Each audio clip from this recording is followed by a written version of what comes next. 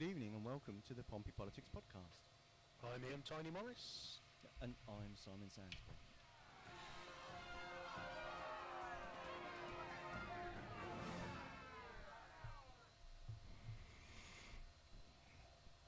And welcome. The clocks have gone back. The evening is looking reasonably bright in somewhere, sort of half light here. And you join us with once again Simon tearing the last of his hair out as we wrestle with the technical foibles of producing a Sunday evening podcast. Is your Zen more central now, Simon?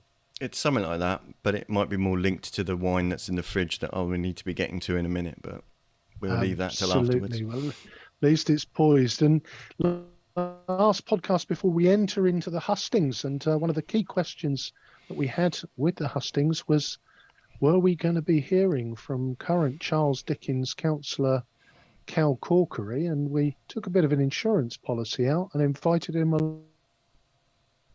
along today after all the recent... Is shenanigans a good word, Cal? Does that sum some things up? Welcome to the podcast. You might use different words, but perhaps not with a mixed audience. Yeah, family show. Which family? So, Cal, yeah, exactly. So, thank you for coming on. A long-term friend of the podcast, and we meet you under interesting circumstances. But just to start off, could you introduce yourself? What made you politically kind of engaged, and how did that move you into activism? Thanks, Ian. Thank you both for the invitation to come on. Always happy to come and chat about local issues and air my views, not one to shy away from that under any circumstances, really. So yeah, as I said, my name's Cal Corkery. I'm currently one of the ward councillors for Charles Dickens ward, which is the kind of city centre area in Portsmouth. I live in a ward myself in the middle of Landport. I'm a council tenant and community activist and a trade unionist. In terms of how I got politically engaged and active, I have been for a long time, to be fair. I mean, I come from a family of people who are politically engaged across many generations in various different forms of activism and different activities they've been involved in over the years. So I grew up really with politics very much being around the dinner table, so to speak. Then when I was 18, it just happened to coincide, well, I was just about to go to university, and it was the time that the coalition government was tripling tuition fees, which was a very politicising period for most people that age. Because clearly we were now facing having to pay a lot more if we wanted to take up higher education. So got very much involved in kind of student politics at that time, went away to university for a few years, very involved in kind of community campaigning and political campaigning at university as well. I then moved back to Portsmouth once I graduated, and my first full-time job, proper job, was working in local homelessness services. And that really started to get a real interest in the housing crisis, kind of why there were so many homeless people, what the kind of barriers were to trying to solve the housing crisis, and really interested then in what kind of local authorities and also governments were doing policy-wise around housing. So that kind of naturally led me to look very closely at our own council in Portsmouth. What was the council doing around housing issues? How was it funding services? Where were the gaps? What needed to change? And that kind of also then led me to look into potentially standing as a candidate myself. This also happened to coincide with joining the Labour Party around the same time as I'd left university and moved back to Portsmouth. I joined in 2015, just after Jeremy Corbyn became leader. I was very much a supporter of his policies and the new direction he was taking the party in. So I, along with literally hundreds of thousands of people across the country, were kind of encouraged and motivated to join the Labour Party at that time, and then became kind of more and more involved within the internal kind of organising of the party, and obviously ultimately got selected to stand as a Labour candidate and got elected as a Labour councillor in 2019. So again, of moving into to sort of student politics into socialism and activism, and as you say, Jeremy Corbyn and the sort of should we say more socialist direction of the Labour Party seemed to get you, and we'll touch on perhaps how the tide may have turned later in the show. Brilliant. Okay, so it looks like to outsiders, probably both major parties have a schism to their left and to their right. Where those dividing lines are is probably a matter for an entire other show of its own. Do you think that necessity of a broader church, does that add weight to the argument for proportional representation as part of the option for voting? Yeah, I mean, personally, I am in favour of proportional representation, and I've kind of always argued for it whenever that debate has come up. Within the Labour Party, interestingly, our local party, the local party, no longer ours, Portsmouth Labour, is supportive of proportional representation and has campaigns for that to become national party policy, and that's always something I've very much supported. I do think the kind of real politique of it is that no major party in government is going to want to give away its power, unfortunately, and I think that's what implementing proportional representation would mean. So I think the reality probably is that it's unlikely to come about anytime soon, which is unfortunate, because I do think it would create space for better representation of kind of different views across the political spectrum. I think if there was proportional representation, probably Labour and the Tories would kind of become 2 or 3 parties each, more than likely. I think there would be a kind of left socialist party as well as a centre-left party, obviously a centre-right party, and then maybe a more right-wing party as well. Having said that, I think we are where we are. We do have first past the post, and I don't think that's going to change anytime soon. So I do think that I believe in the principle of a broad church political party, such as the Labour Party, and that was always something when I was in the Labour Party I advocated for. So clearly I'd come in as a Corbyn supporter. I was very much on the left of the party and involved in kind of organising around those issues. But I was always at the same time an advocate of the broad church. When the left was in the ascendancy and was in power in terms of the party, I was never someone, and in fact, I think very few people were, who kind of advocated for the exclusion of people that we disagreed with, just because we had the power at that time. I think the way in which that we tried to kind of make our points was through democratic engagement within the party, so through kind of votes and selections and elections. And we were very much not supportive of trying to use kind of backroom stitch-ups or disciplinary processes in order to kind of get our way, which unfortunately now does seem to be the case. So I do believe that the principle of a broad church can work with the Labour Party, and I think it should work. But I think at the moment we're quite far away from that being the reality. Okay, like you say, you've got to get into power to be able to change the voting mechanism anyway, so you've got to win under the existing system. Exactly, and I think, yeah, the difficulty then is that, say it's the Labour Party who gets into power, they then are in a position where to implement proportional representation, arguably they would be giving away power and representation, and whether or not that's the right thing to do, I think, yeah, the reality is that probably few political organisations are going to be willing to do that in those circumstances.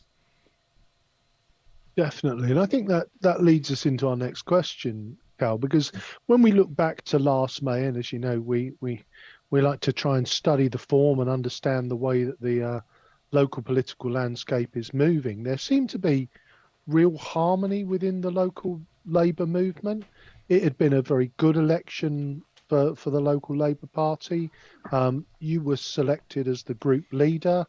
It felt as if there was a sort of real cohesiveness around local Labour, and I think, without wishing to overplay it, you won the popular vote for the first time in many years.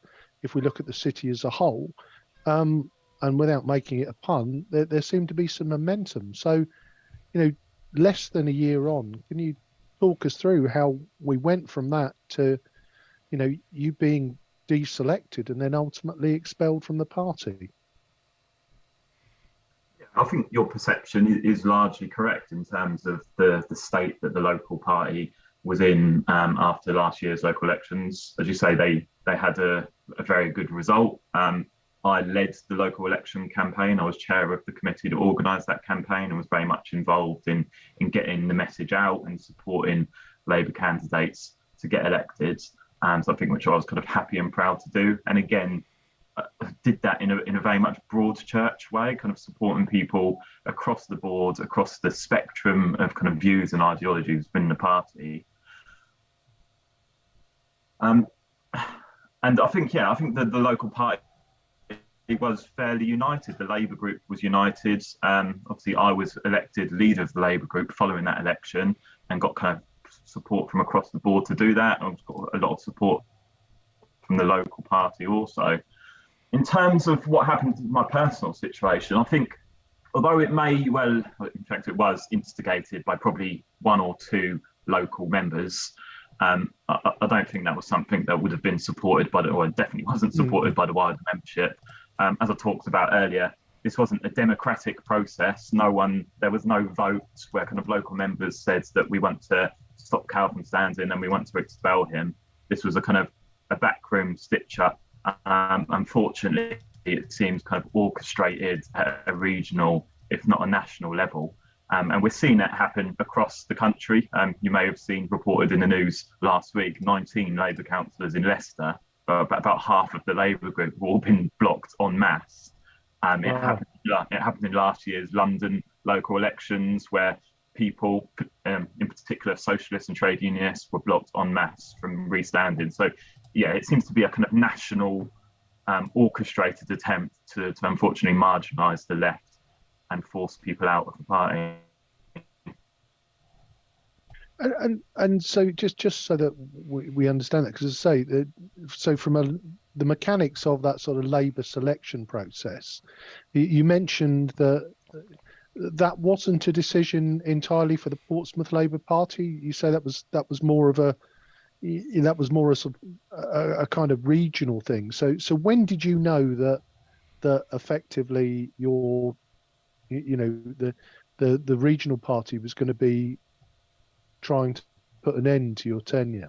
Yeah, well, quite early on in the organising the election campaign, the local party, traditionally and according to the rule book, it is the local party that organises the selection process. But at the start of that selection process, the local party was told, the regional office is going to take over selections in Portsmouth this year, which no one could quite understand why. There was no reason given for that.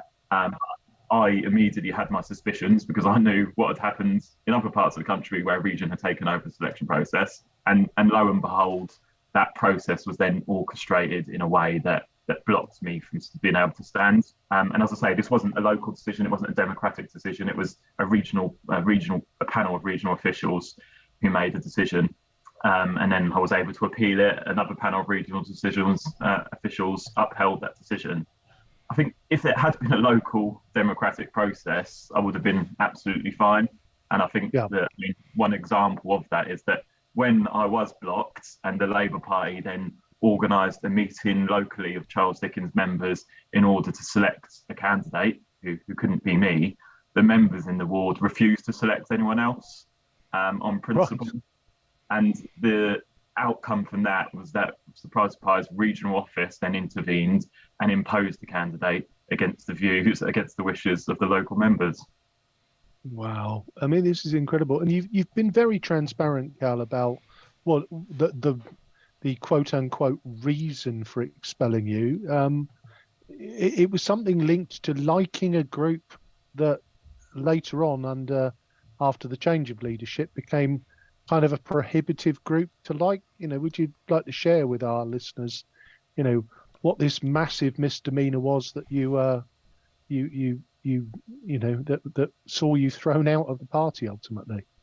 Yeah, absolutely. Yeah, and like you say, I have been transparent throughout. I think it's important. I've even published the letter of exclusion online so people can see exactly what the facts no matter where. The kind of single reason used to expel me was that in 2016, I shared a Facebook post, which was not a contentious post at all. It was a positive post about increasing membership within the party under Corbyn's leadership. The organisation that made that post in 2016 was part of the Labour Party. In 2021, so 5 years later, it was then prescribed by the National Party, so banned. And incredibly, the party is applying those rules retrospectively so that anyone going back years who liked a Facebook post or shared it or done anything else that could be seen and interpreted as support in any way, that is apparently grounds for expulsion. And interestingly, the Labour Party actually, in order for this legally to stack up and not be challengeable, they had to amend the Labour Party constitution to explicitly say that principles of natural justice do not apply to internal Labour Party matters. And that must be incredible, as you know, because one of the things, whilst our politics have always differed, Cal, for me, you always seem to have been centred in natural and social justice. I mean, that seems to be in your DNA. So to see, you know, quote unquote, your party say, you know, forget about that, it seems almost unbelievable, doesn't it? And I guess, you know, if I was to attempt to join the Labour Party now, I mean, I wonder how many my previous likes and shares would potentially get me banned before I think you'd be all right, Ian, because they seem happy enough to get people over from the Tories. I think it's more people with left-wing history they're worried about, it seems. Right.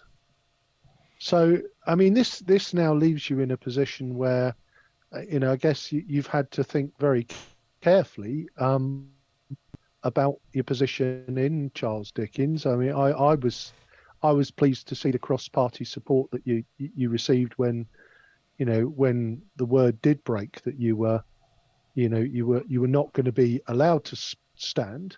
But I guess, how must it feel now going into an election campaign, rather than organising the forces for Labour, now having to organise forces to campaign against? Yeah, I mean, it's a strange position to be in. I think personally, it has been a fairly difficult period for me. I mean, this has been going on now for the best part of 6 months. And those first few months where this was all hanging over me and it was kind of confidential, so I couldn't really speak to anyone about it. I couldn't really comment upon it. No one really knew what was happening. Those were really kind of challenging periods, and it was really kind of personally difficult to deal with. However, now it is all out in the open and it's concluded. I feel kind of much more at peace with it. I've kind of rationalised what's happened, still, of course, unhappy with it, but I'm now in a position where I can move on to the next challenge. I did think very long and hard about whether to stand, because it's not something I would do easily, campaigning against the Labour Party, although they have treated me fairly badly, I think. I still do have loyalty to that organisation. There's still lots of people, particularly within the local party, that I really respect and I'm kind of have good relationships with. But we had a lot of conversations with local residents in the ward and the community groups that we support, and there has been a kind of really overwhelming level of support and solidarity that they've showed towards us, and people kind of repeatedly had asked me to consider standing as an independent anyway. So that is what I'm going to do. It's not so I'm going to give it a go. In terms of campaigning against the party, yeah, it's a strange position to be in. I do think, though, that it's not going to be that I'm not going to be campaigning against lots of people that I was campaigning with in previous years, because actually most, if not all, of those people within the ward are now supporting us. Which is like obviously very kind of encouraging and really nice of people to do so. Although they are having to be careful, because unfortunately the party is now cracking down on any member that is deemed to be supporting me, and multiple people are now in the process of disciplinary processes because they've been accused of supporting me. Yeah, and we'll come on. It does this whole episode, you know, as an outsider looking in, just does seem surreal almost, in terms of, we can throw you out for a crime that you committed when it wasn't a crime. It does seem a very, very strange situation, but I'm sure we'll come back to that later in the show. Simon. So the ward itself, Charles Dickens, is also not without its dramatic political history, as well as obviously its historical links. With yourself, you were originally the candidate over a sitting councillor that had been deselected for the ward. A previous Labour candidate stood down days before the election during an investigation, so therefore sat as an independent candidate. And you've got the previous candidates of different parties moving to other parties. How does that sort of political drama, which might make good headlines and might make good tweets, but how do the people of Charles Dickens feel about that? To be honest, I don't think I've ever had a conversation with a resident where they've quoted that as a reason for feeling kind of disillusioned with politics. I mean, the stuff recently, like I said, we've kind of had an overwhelming level of support, and actually people are, I think, quite frustrated and angry at what's happened. They feel like their choice of candidate, their choice of councillor is now being denied of them by a political party. And that's why they've encouraged me to stand anyway as an independent. I think there is an issue with political disillusionment and people not feeling engaged with the process within the ward. And I think there are lots of kind of really understandable reasons for that. So, I mean, if we come across people who are non-voters, which about 75% of people are in the ward, of course, we have that conversation with them to understand why is it that you don't vote, what puts you off. And the most common response, overwhelmingly, is that people feel like it won't change their lives, it won't impact them. They've kind of been treated badly by the political system for years upon years upon years, through different governments, different council administrations, different representatives, and they feel like their lives just aren't improving. And I think that's entirely understandable when you look at the makeup in the wards, the kind of the levels of deprivation, the levels of homelessness, the levels of vulnerable people who are really struggling to get by. I can completely understand when I speak to those people and they say, look, I'm not going to vote because I don't think it'll make any difference to my life. Now, clearly, as local representatives, as the ward councillors, we do everything we can to kind of really strongly support people in those circumstances and do play our small part in trying to improve their lot. And actually, I think hopefully in this election, might well see some of the benefits of that, of people we have helped over the years. But most of the kind of the really significant changes that people need in their lives are outside of our control. They're kind of national trends or government policies. And as I say, yeah, I can really understand why people do feel disaffected, because the political system as a whole has failed the majority of people within our area over a long period of time. Indeed, like you say, it's it's the ward in the city with the lowest voter turnout. But it's it's not really that the political drama that's playing into that. It's the not actually being the promises being kept, or them being basically let down. Is that kind of what people are saying, really? Yeah, that's definitely the perception I get from talking to people out on the doorstep and in the community. So that leads us on to our next question, Cal. So this election is going to be the first time that people will be required to produce photo ID or their voter certificate. And this we covered on a recent episode of the podcast. Obviously, touching on the low turnout in Charles Dickens, is this something you're factoring into your campaign? And are you seeing moves from other parties to try and encourage people in Charles Dickens? Because the stats tell us that people from socially deprived areas and in local authority housing are less likely to have photo ID. So is this something you think might have a bearing on the outcome, and what are you doing to change that? Yeah, I think it is a real worry. As I said, there's a lot of disillusionment amongst local residents with politics anyway. I think the more barriers you put in people's way, the less likely they are to vote. And I think that will have a disproportionate impact in places like Charles Dickens Ward, where, as you say, people are less likely to have passports or driving licences or other valid forms of photo ID. So in terms of what we're doing locally, obviously we're trying to get the message out there. We're kind of constantly walking around with a big stack of voter ID registration forms. So something that a lot of people don't know that we're speaking to is that if they don't have a valid form of photo ID that they can use to vote, they can be issued with a government or council issued free ID card. And the process for applying for that is it's relatively straightforward. They can do it online, or there are also paper forms, although it's a lot easier to do online. So we're kind of really encouraging people to do that. And similarly, also encouraging people to think about signing up for postal votes. This year, kind of rightly or wrongly, postal voters won't need ID to vote. So that's one option for people who don't have valid forms of ID. And it also can be a lot easier for people as well, because rather than having that one day to go and vote at the ballot box where they may be sick or have to be called into work or have kind of caring issues, postal voters get about 2 weeks in order to return the ballot. And obviously, if they haven't done so by the day, they can take that ballot along to the polling station anyway and drop it in the box. So it is a much easier process, and we're kind of really encouraging people to think about signing up for that too. So looking specifically at Charles Dickens, do you think that voter ID could have a bearing on the outcome, or is it just more likely to depress the turnout? I think still both further? could be the case. I think there is a risk of it depressing turnout. Obviously, we're doing as much as we can to engage with people and explain to them why we think it's important that they use their vote. But yeah, I mean, it could well be decisive in the outcome. I don't think it's unrealistic to think that maybe 50 people could be turned away on the day because they don't have voter ID. We know from recent council election results in Portsmouth, there was one last year, there was 38 votes in it. So that could well be decisive in changing the outcome. Thank you.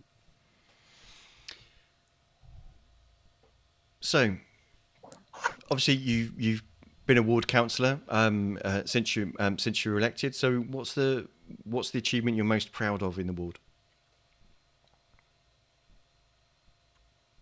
I was trying to think through this question earlier, because you'd let me know in advance what they were going to be, and I think the kind of single thing that I would identify in terms of what I feel most passionate about, and I think that hopefully has made an impact, is the kind of housing casework that we've dealt with. So we deal with people quite literally on a daily basis. We get people come and see us at advice surgeries or through word of mouth asking us to go and see a friend or family member, or people ring us or contact us on social media. And quite often it's to do with housing issues within the ward. And over the years, we've supported kind of hundreds of people with housing issues, whether it's about the conditions of their property and supporting people to ensure that landlords, whether that be the council or housing associations or private landlords, are maintaining properties to a decent standard, trying to get better investment into those blocks. But we also deal with a lot of rehousing requests. So something like, 60+% of people, I think it's actually 70+% of people in Charles Dickens Ward live in social housing. And according to the census data, at least 25% of those households are overcrowded. And I think the reality is that it's a lot more than that, because for various reasons, not everyone's always recorded on the census. So we get a lot of overcrowding casework, families of 6, 7, 8, 9 people stuck in a 2-bed, no realistic chance of getting rehoused. So they come to us to see what we can do to support around that.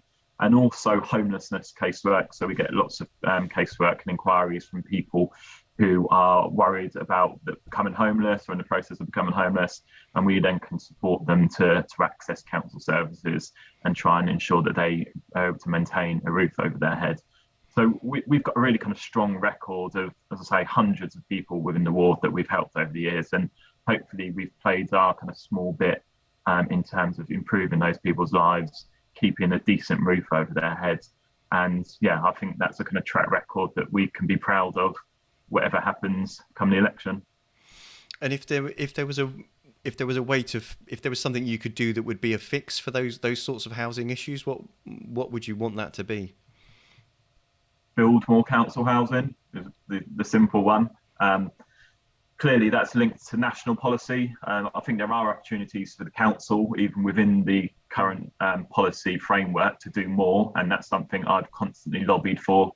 I think there are kind of recent examples of the council developing blocks of flats where they haven't been social housing, and the question I've always asked is why? Surely the priority for the council should be to build social housing for the people that need it most. But ultimately, this is all linked and kind of derived from government policy. The government policy around housing these days is largely to promote home ownership for people on middle and higher incomes. I think that level of funding, and in fact we need more funding, should be redirected towards social housing so that councils and other social landlords are able to build at the level that we need, but also that those existing properties can be maintained to a better standard, because the housing revenue account, the kind of council budget that Portsmouth holds for looking after its housing stock, is stretched, and there's simply not enough money coming in for them to maintain all the blocks. I think officers and the cabinet member responsible do a very good job within the kind of limited resources that are available, but it's evident to us from walking around, and as I say, I live in a council flat myself, there needs to be more money invested in these properties so that people have got decent homes. And one particular follow-on aspect from that is that in the next 10 to 15 years, we're going to need a mass retrofitting of all social housing, if not all housing within the city, to bring them up to much higher environmental standards. So that's going to require a massive amount of new investment, and that ultimately has to come from government. Yeah, it's an interesting thing that you point out, the local effect of the national policies around house building. Do they also kind of drive the amount, because there's quite a high amount of student housing blocks within the ward as well? Is that what's driving that? Well, I think the thing that's driving that is profit. Every time a piece of land becomes available in the city centre, you know that it's more likely than not going to become student accommodation, because that is what the most profitable option is for any developer, because they can charge people anywhere upwards from £160, £200 plus a week for a tiny little box room that most people wouldn't be able to live in, wouldn't want to live in. Obviously, students have a different kind of lifestyle, and some of them are willing to pay that. Although we are seeing, I think, changes in trends, particularly with less wealthy international students coming to Portsmouth. We are now hearing anecdotally that lots of those places are holding vacancies, so they can't quite fill them up. But yeah, I think we need to change that dynamic. We need to stop it being so profitable for developers to build luxury student accommodation, and we need to make it easier and more financially viable for councils and housing associations to build the social housing that local people really need. Thank you. So, Kel, you've made a decision to stand as an independent, and part of some of the speculation as to whether you would stand as part of the Portsmouth Independent Group or Party, which has been reasonably successful in recent elections at unseating Conservatives, something I know you're quite keen on.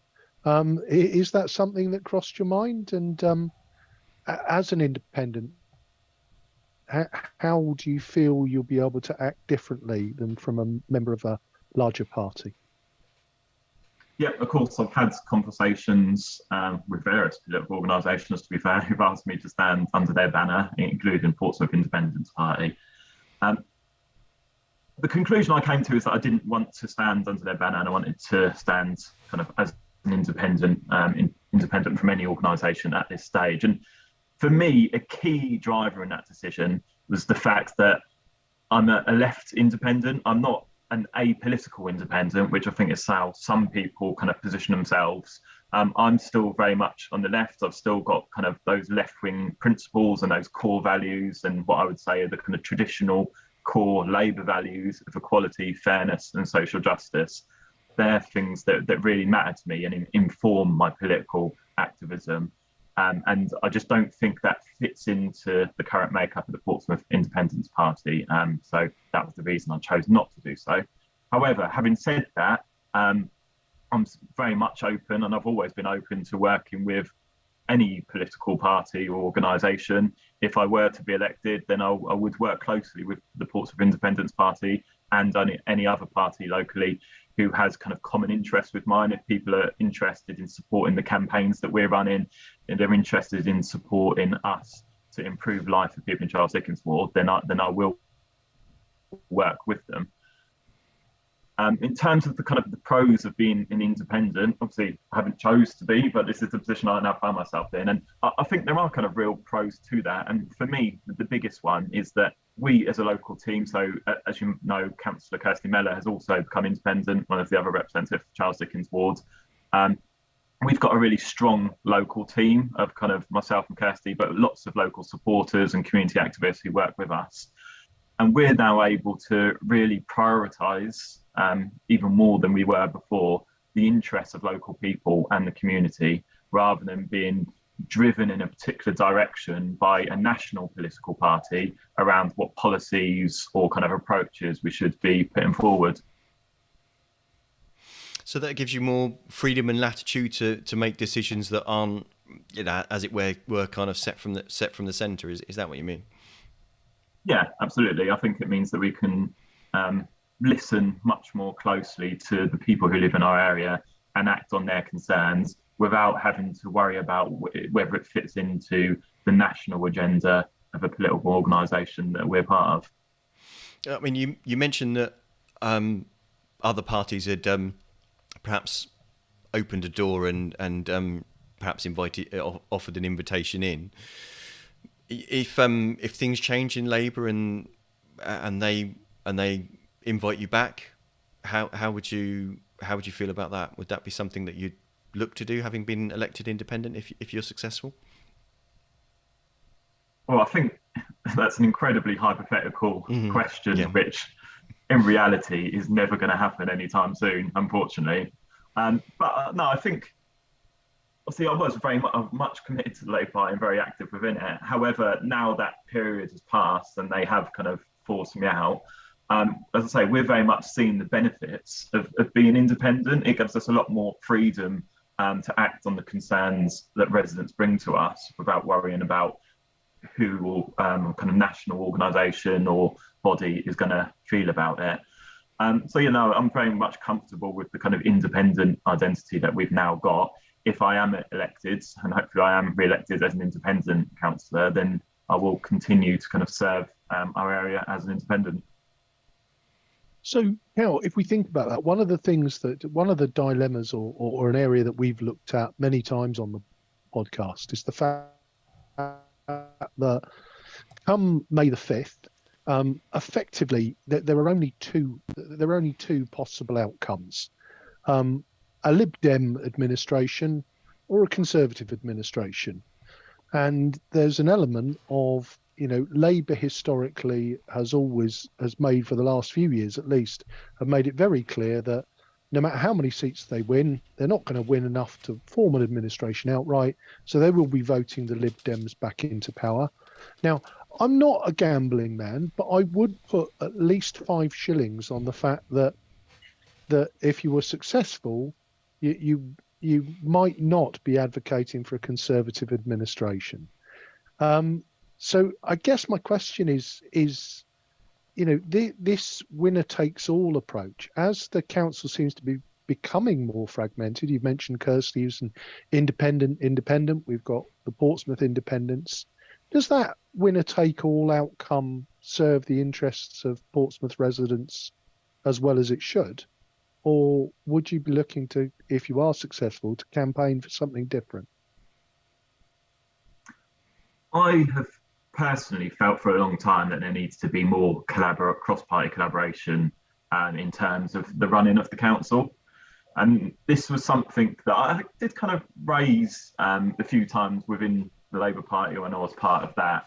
But it was very much a political party mindset, whereas we can't work with the Lib Dems, for example, because they're our opponents and we need to beat them.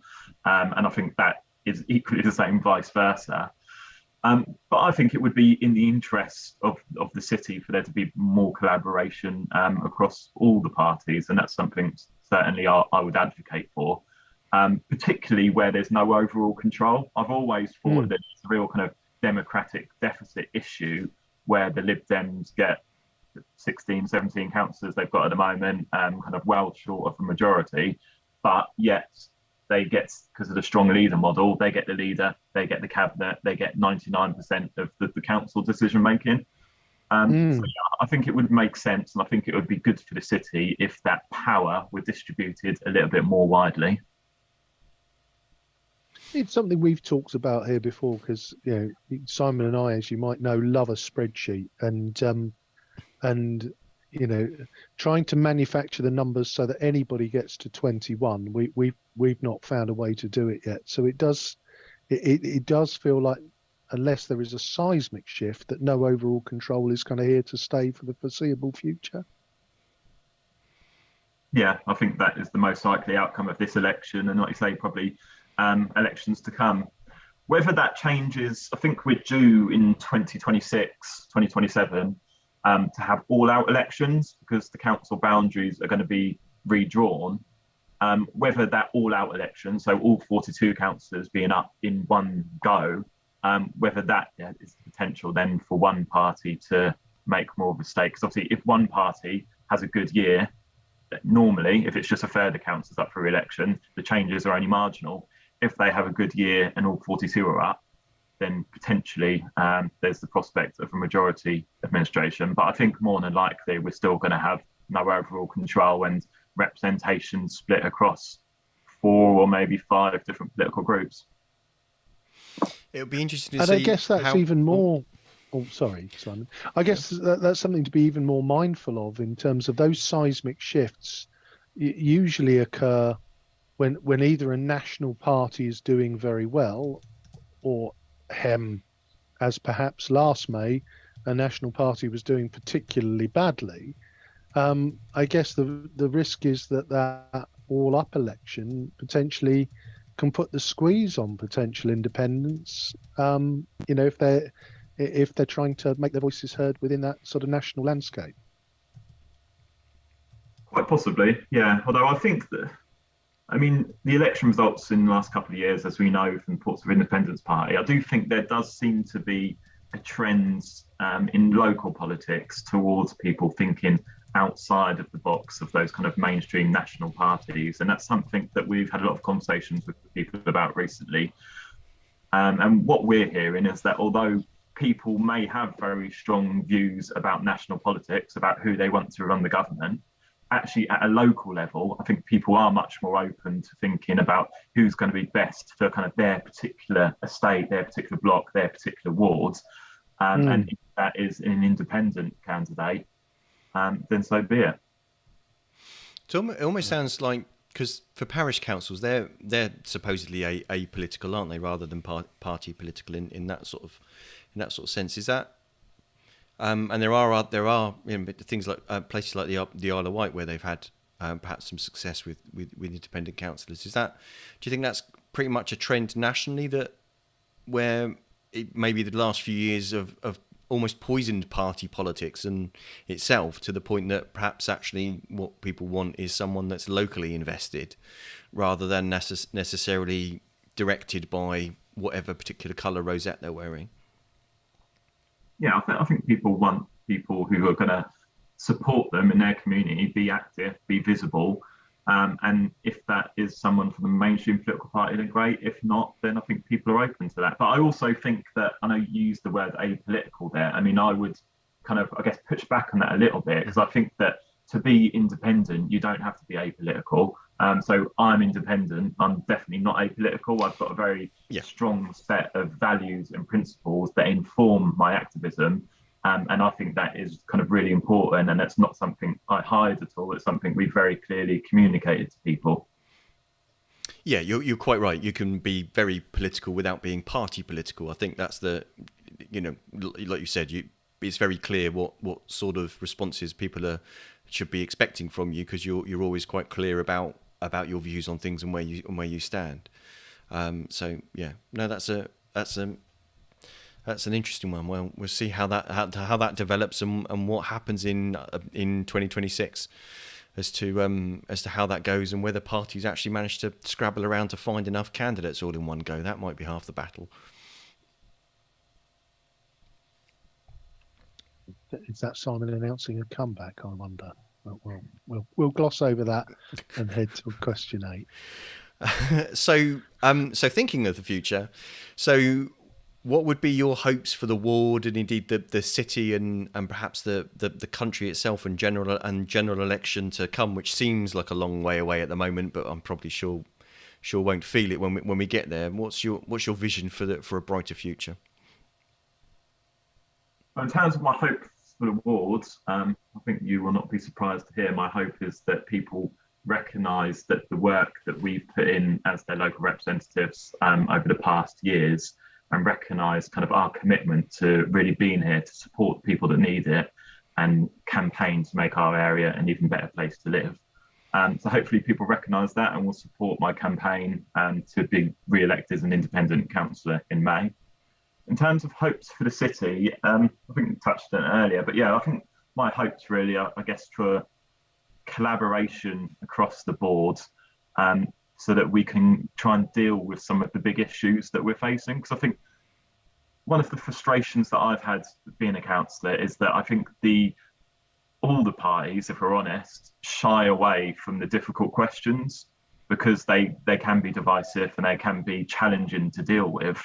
And therefore they just get left get left kind of unresolved. And there's various different issues that you can point to. I mean, one classic one I would say is the kind of climate crisis.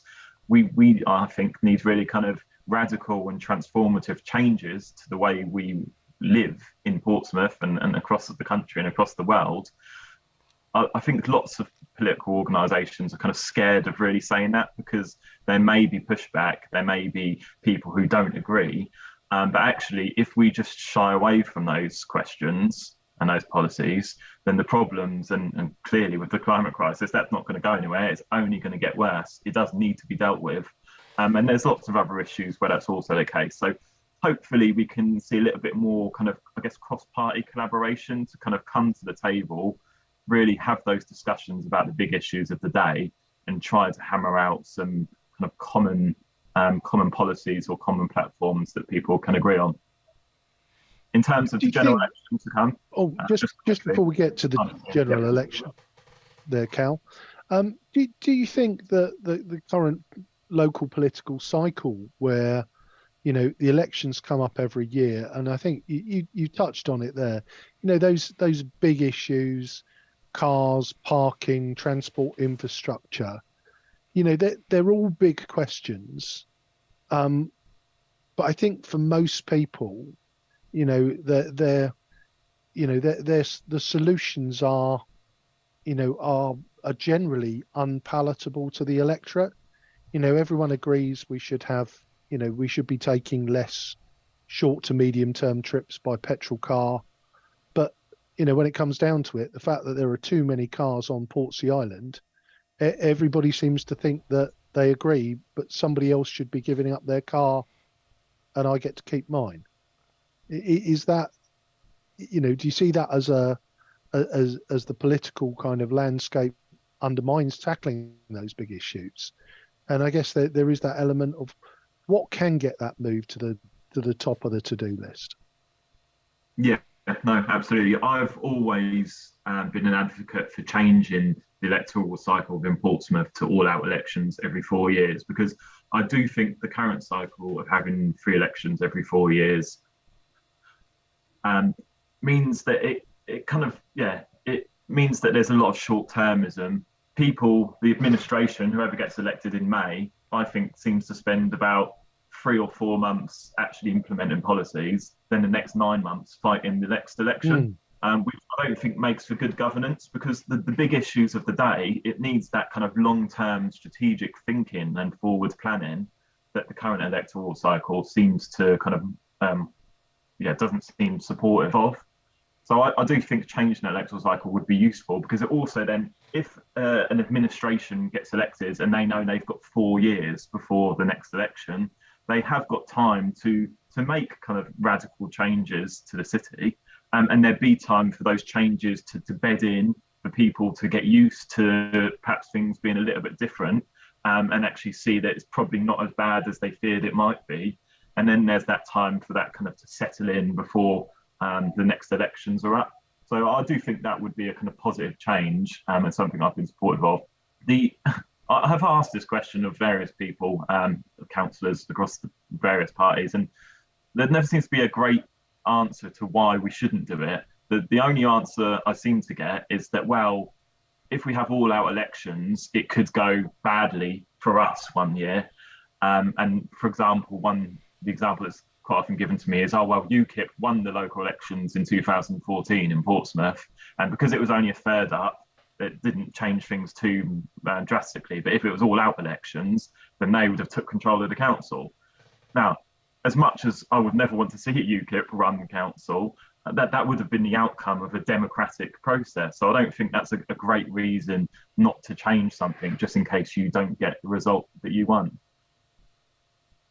Yeah, and it's fascinating, isn't it, when you look back on that period of history, you know, even the UKIP councillors that were successful in getting elected at that time, there were very few that stood all 4 years with UKIP next to their name. They kind of went in different directions, didn't they? So I think, yeah, it's interesting that again, even though when you look at the spread of the votes, you know, and I've tried playing this before, and Simon gets cross with me because he doesn't like my interpretation. You know, if you look at the share of the votes, the three major parties get sort of, you know, a similar vote share each time. They you know, there's about, you know, sort of 30% each, plus or minus a couple, and then 10. So it'd be very interesting to see what the outcome of the chamber looked like after that. And I guess that would mean that there would have to be collaboration rather than one winner takes all. And I guess I should now let you have a run up at it. And because I don't want to put words in your mouth, but you're about to tell me that Keir Starmer seems like you've got to pick between Keir Starmer or Rishi Sunak as the next Prime Minister, which it does seem a little tricky for a man in your current situation to be asked to pick between the two. But go on, have a go. Well, you will be surprised, I'm sure, Ian, to know that my hopes for next general election is the removal of the Tories from government. And clearly, the opposition at the moment, the only viable replacement for them is Keir Starmer's Labour Party, and that's something I would want, or most likely to vote Labour in the next general election, if not definitely. Because they are, under the first part of the post, they are the opposition. They are the kind of only viable national alternative. Although, as I say, at a local level, I think that's very different. As much as I'm perhaps not Keir Starmer's greatest fan, it's probably fair to say, I think he would do a much better job than Rishi Sunak or Liz Truss or Boris or whoever else the Tories are putting up. I think my concern is that I'd like to see the Labour Party, clearly as a result of kind of the way I've been treated, but more generally, I'd like to see the Labour Party go back to that kind of principle of a broad church approach, because I think that would be good for government. I think at the moment, my concern is that there's a very narrow set of views and ideologies and policies that are acceptable, and anyone who seems to kind of step outside of that is marginalised, excluded, expelled. And I don't think that makes for good governance, because I think in government, you want a range of thinkers, you want a range of policies, a range of ideas. And then within that, you can kind of debate things, and the best ideas and the best policies and the best approaches will come to the fore. I think there's also kind of concerns that I would raise around the internal governance of the Labour Party at the moment, the lack of natural justice, the way in which people are being treated, also raises a bit of a concern for me about how those people then will act in government, because those people will then be in charge of the Home Office, they'll then be in charge of foreign affairs, etc. And we need people who are going to act fairly, to be blunt. But yeah, I do hope that we get a Labour government in the next general election, but I also hope that that Labour government is kind of inclusive and broad, and that it listens to different ideas from across the spectrum and takes the best ones forward. Marvellous. Thank you, Cal, for being so frank. I don't think there are very few surprise emojis in the chat at this point, I think. So, Simon, anything to add? No, I mean, my only reflection would be that it's kind of what you see in effective teams in industry is a diversity of views to get you to the best result, and to find all the alternative solutions to a particular problem, and then find the best one and execute it. It does seem that, and whether that's driven by first past the post or by other things of internal party dynamics, it seems that political parties, or at least the two major political parties, don't seem to bear that in mind when they're talking about inclusion and diversity. They don't. They see that as something different rather than actually a diversity of views, like you say, so you can arrive at an effective solution from all of the pool of the minds that are available. So that's a interesting one. But yeah, thank you for that, Cal. Was there anything else that you wanted to say before we wind up? We're going to tease about next week's episode and remind people about about voter ID before we go.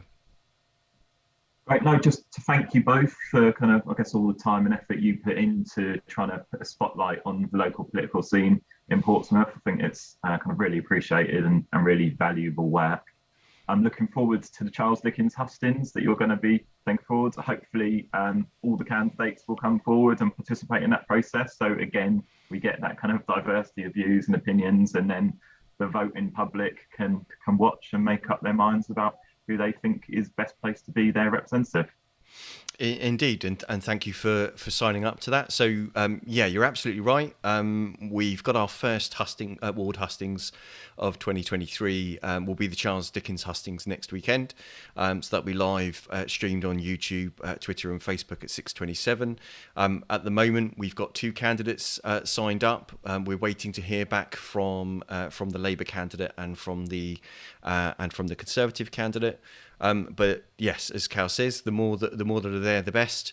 And we just want to make sure that the voters in Charles Dickens ward, and indeed in any other ward in the city, get a chance to hear what the different candidates have got to say, and all answering the same questions. So that's kind of our view. If you're a candidate in May's local elections, then please do just get in touch with us to let us know that you're interested in taking part. Either message us on Facebook, or you can email studio@pppodcast.uk. So that's studio@pppodcast.uk. You can also find those contact details on our Facebook and on our website. But yes, please do take part. And just to remind everybody, if you're intending to vote in person on May the 4th, you will need photo ID. If you're not sure what that is, there are links to the information on the Electoral Commission's website, on our website, which was the QR code in the top left-hand corner of the screen. Follow those links.